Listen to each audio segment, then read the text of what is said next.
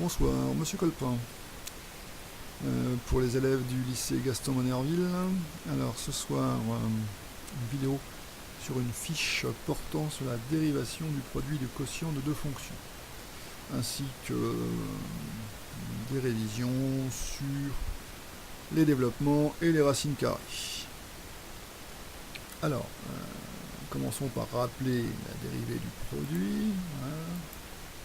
Donc, vous connaissez la formule par cœur, vous l'avez prise l'an dernier en première, la dérivée du quotient aussi. Alors, ces deux formules sont difficiles à démontrer, c'est très technique, et on ne va pas le faire ici. Je vous demande par contre de les apprendre par cœur et de savoir les appliquer. Donc, première application, on va appliquer celle-ci au produit qui est ici. On a le produit de deux fonctions affines. Alors, x, je peux le remplacer par n'importe quel nombre, il y aura toujours une image. Donc la fonction est définie sur grand R, écrit comme ça avec une double barre, qui veut dire tous les nombres qui existent sur l'axe des abscisses. Donc on applique la formule qui est là. Donc si ça c'est U, U' sera 2, ça c'est V, U' sera 1. Et donc plutôt que de regarder la vidéo en écrivant ensuite, je vous demande de le faire par vous-même. Vous mettez la vidéo sur pause, vous prenez un brouillon et vous le faites. Et ensuite vous vérifiez la réponse en relançant la vidéo. Allez-y. Alors, correction. Donc voilà, U', V plus UV', on développe en distribuant le x2, hein. Tac, tac, le x2 au x, le x2 au 3. Pareil pour le 1, mais enfin pour le x1 ça ne changera rien. Donc ça donne ceci, après on réduit.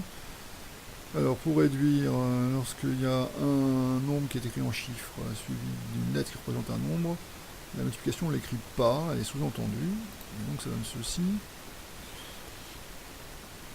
Ensuite on met les x avec les x et le plus 6 avec le moins 9, voilà, ça donne 4x moins 3. Alors je m'arrête un peu ici pour parler du rôle de la dérivée. Pourquoi dérive-t-on?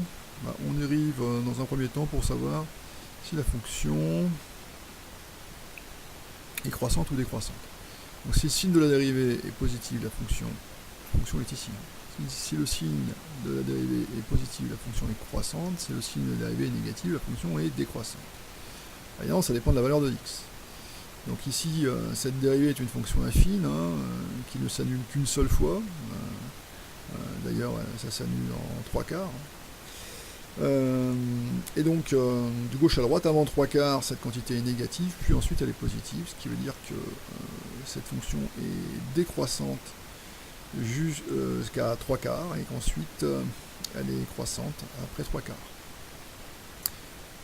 Alors on met ça dans un beau tableau de variation, c'est pas demandé ici donc je vais pas le faire, mais si on dérive, c'est surtout pour savoir si la fonction est croissante ou décroissante et sur quel intervalle elle est croissante ou décroissante.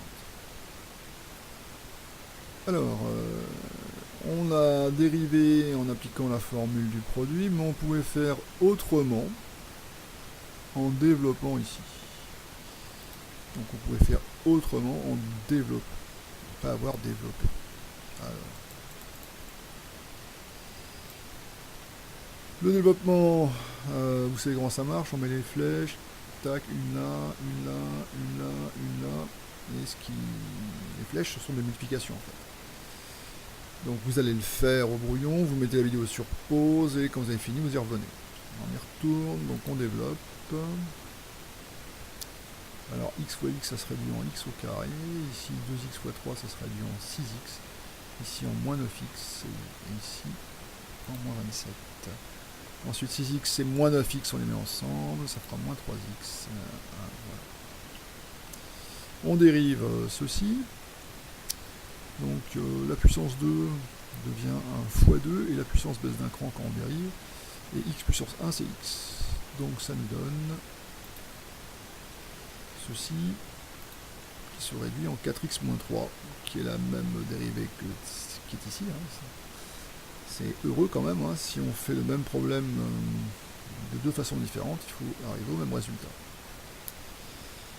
Bien, deuxième exemple.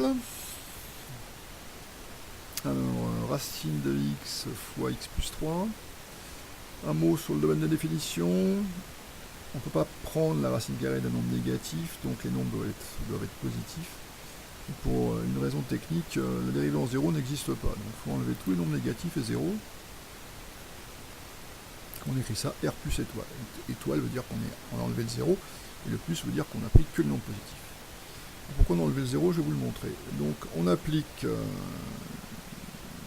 la formule prime V plus V prime, et je vous laisse le faire sur un brouillon, et puis vous revenez voir la correction. On y retourne. Donc voilà, ça donne ceci. J'ai dérivé racine de x. Donc vous savez par cœur dans votre tableau des dérivés usuels que c'est 1 sur 2 racines de x, donc u'v plus uv'. Bon, on va un peu réduire. Voilà, ça donne ça. Et puis là, si on s'intéresse aussi, on ne peut pas laisser comme ça. Là, c'est dérivé. On a dérivé. Et si on s'intéresse aussi, il va falloir un petit peu arranger ça en mettant le deuxième morceau, la racine de x, cette partie-là, sur le dénominateur de racine de x. Imaginez qu'il y a un 1 en dessous. Donc je multiplie par 2 racines de x en dessous, et si je le fais en dessous, je le fais au-dessus. Donc ça donne ceci. Donc la première partie n'a pas changé. Par contre, j'ai travaillé que sur la deuxième partie, après le plus. Et puis racine de x fois racine de x, ma foi, ça fait x.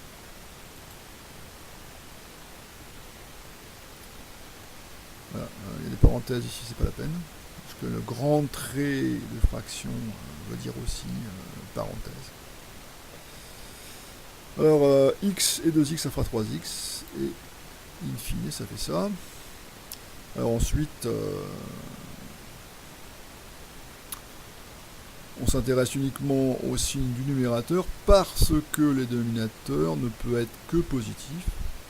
Donc le signe de tout ça est donné que par le numérateur, qui est une simple fonction affine, qui s'annule pour x égale moins 1.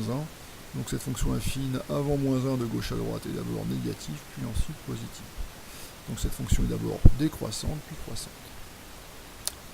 Oui, un mot sur le étoile. Vous voyez 1 sur 2 racines de x, je remplace par 0, ça fait 1 sur 0. Et ça n'existe pas. Donc c'est pour ça qu'il faut enlever le 0. Racine de x n'est pas dérivable en 0. Un autre exemple, un quotient cette fois-ci. Alors, u sur v, u prime v moins uv prime sur v carré, il va falloir utiliser la formule. Même technique, je vous laisse faire, je vous laisse prendre un papier, un crayon, le faire au bouillon, vous mettez la vidéo sur pause et vous y revenez. Alors, on y retourne, donc la dérivée de 5x c'est 5, la dérivée d'x au carré plus 1 c'est 2x, et donc ça donne ceci. Voilà, alors on va réduire en haut, en bas surtout on touche à rien, puisque ça c'est un nombre positif, x carré plus 1 est positif, alors en plus au carré, en bas c'est positif. Un mot avant de réduire, j'ai oublié d'enlever le petit carré qui est ici. On n'a pas le droit de diviser par 0, mais x au carré plus 1, réfléchissez, ça peut pas être nul. Parce que x au carré, lui, peut être nul, mais si je rajoute 1, l'ensemble ne peut pas être nul. Donc finalement, c'est défini sur... Alors, on va un peu réduire tout ça. Enfin, réduire. Avant de réduire, il faut d'abord développer le x5. Voilà. Là, j'ai réduit par contre derrière x fois x, ça fait x au carré, 5 fois 2, 10. Et on va encore réduire le 5x au carré qui est ici, avec le moins 10x au carré. Je ne l'ai pas encore fait. Hop, l'étape d'après. Voilà. Alors, maintenant, me direz-vous, si on s'intéresse au signe. Alors ici, on reconnaît qu'il y a un facteur commun qui est 5. On va donc factoriser pour y voir un peu plus clair. En bas, j'ai dit que j'y touche pas. Parce que comme c'est positif, j'y touche pas. Surtout pas. Voilà. Après, pour étudier le signe du numérateur, il peut y avoir plusieurs techniques. Ici, je vais utiliser une identité remarquable à l'envers. Vous reconnaissez ici A carré moins B carré. Enfin, je vais l'écrire d'une autre façon, vous le verrez mieux. Je vais placer le plus 1 de l'autre avant le x au carré. Donc là, on reconnaît A carré moins B carré, ça se factorise. Voilà, ça donne ceci. Et j'utilise le signe, je fais un tableau de signes, vous avez fait ça en seconde, le signe du produit de fonction affine, je fais un tableau de signes avec 3 lignes.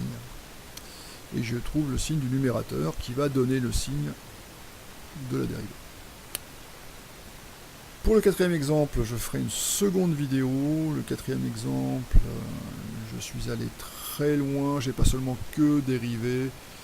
On va tomber sur un polynôme du second degré à un moment, faire delta, etc. Je vais le mettre dans une seconde vidéo. Donc voilà pour cette première partie. En vous souhaitant une bonne soirée. Au revoir, monsieur Colpin.